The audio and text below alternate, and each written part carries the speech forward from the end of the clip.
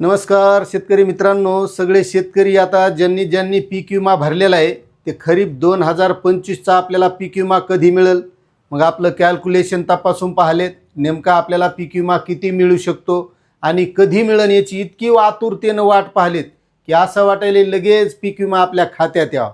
पण एक लक्षात घ्या मित्रांनो, आत्तापर्यंत जो काही आपण पीक विमा भरलेला आहे, आपण पीक विमा भरल्यापेक्षा आपल्याला थोडीफार रक्कम वाढून जरी मिळालेली असली तरी एकंदरीत जर पाहिलं तर आपल्याला पीक विमा कंपनीनं जी रक्कम आपण भरली तेवढी सुद्धा परत दिलेली नाही, हे लक्षात घ्या.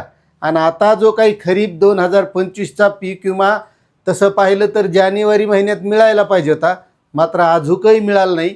याच्या मागचं नेमकं काय गुपित आहे हे तुम्हाला मी आजच्या व्हिडिओमध्ये सांगणार आहे आणि ते तुम्ही सविस्तर समजून घ्या. आता एक लक्षात घ्या मित्रांनो, प्रधानमंत्री फसल विमा योजना ही योजना 2016 मध्ये सुरू झाली. कधी झाली? 2016. समजून घ्या, सगळं लक्षात येईल तुमच्या. आता 2016 ते 2025 किती वर्ष झाले?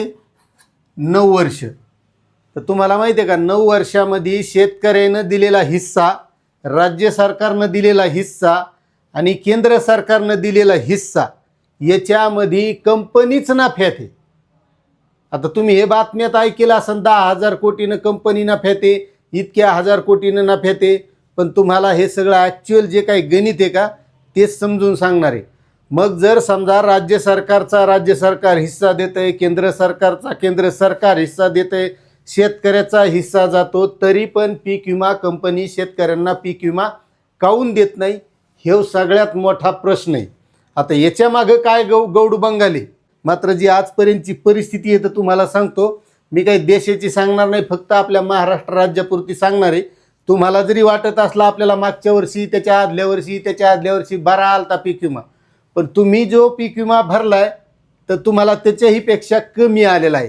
हे तुम्हाला सगळं बघितल्याच्या नंतर लक्षात येईल.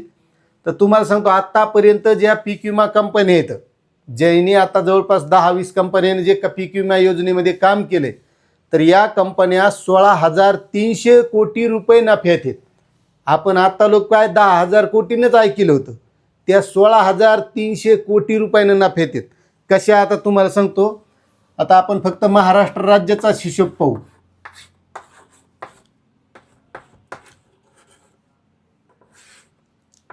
महाराष्ट्र राज्याचा एकूण प्रीमियम 56,800 कोटी रुपये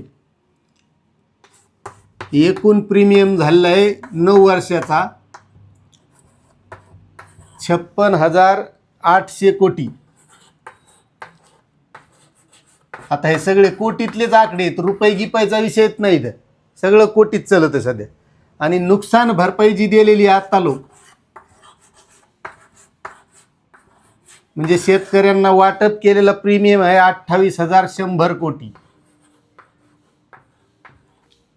किती? 28,100 कोटी रुपये हे वाटप केलेत. याच्यातला फरक येतोय 16,300 कोटी. म्हणजे एवढे त्या कंपनीनं कमीलेत पैसे. जरी काही शेतकऱ्याला वाटत असं आपण भरला आणि त्याच्यापेक्षा थोडाफार वाढून आला, तरी तुम्हाला सांगतो एकंदरीत जर विचार केला तर 16,300 कोटी रुपयानं ती कंपनीच नफ्यामध्ये आहे. आणि यामध्ये आता तुम्हाला सांगतो की केंद्र सरकार किती पैसे देतं आहे, राज्य सरकार किती पैसे देतं आहे, आणि मग त्याच्यामधलं गौड बंगाल काय असू शकतं याचा विचार आता तुम्ही करायचा आहे.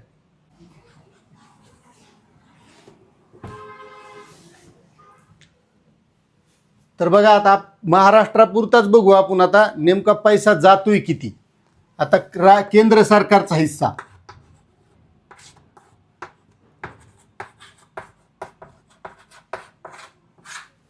केंद्र हिस्सा 24,200 कोटी रुपये. राज्य सरकारचा हिस्सा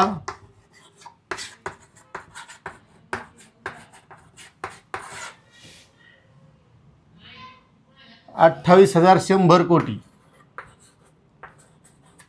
आणि त्याच्यानंतर शेतकरी हिस्सा पहा, म्हणजे आपण जी 2%, 1.5% जी काय रक्कम भरतो, कधी 2.5%, 4% जी रक्कम येते ती शेतकरी हिस्सा आहे 4,500 कोटी रुपये. आता मला सांगा, एवढे पैसे केंद्र सरकार देते, राज्य सरकार देते, शेतकऱ्याचा हिस्सा जातो आणि तरी शेतकऱ्यांना पीक विमा मिळत नाही. तुम्हाला सांगतो, एकूण या 9 वर्षामध्ये 6,24,00,000 शेतकऱ्यांनी, किती, 6.24 कोटी शेतकऱ्यांनी पीक विमा भरलेला आहे. आणि या पीक विम्यापोटी या शेतकऱ्यांना 40,500 रुपये आत्तापर्यंत मिळालेला पीक विमा आहे. किती, 40,500. आणि सगळा पण एकूण रक्कम जमा किती झाली आहे, 56,800 कोटी. म्हणजे शेतकऱ्याकडून या कंपनींना नफा 16,300 कोटी रुपये या पीक विम्यामध्ये उरलेला आहे. मग आता मला सांगा, जर राज्य सरकार हिस्सा देते, केंद्र सरकार हिस्सा देते, मग या पीक विमा कंपन्या शेतकऱ्यांना पीक विमा काऊन देत नाहीत? आता हे झाला सगळा ह्या 9 वर्षातला हिशोब आहे. मग आता या वर्षी, गेल्या वर्षीचा म्हणजे 2025चा खरी पीक विमा काऊन मिळत नसन, शेतकऱ्यांना काऊन येत नसन, किंवा जे शेतकरी कॅल्क्युलेशन पाहिले त्याच्यावर नुकसान झालेल्या शेतकऱ्याचं बी कॅल्क्युलेशन 167 रुपये, 175 रुपये असं दाखवायले. काही शेतकऱ्यांना आता फेसबुकवर, याच्यावर सोशल मीडियावर टाकायलेत 4,000 कुठं 5,000 असं दिसायले. पण बरेच जास्तीत जास्त शेतकरी हे 100, 200, 300 रुपये पीक विमा आलेले आहेत असेच दिसायलेत.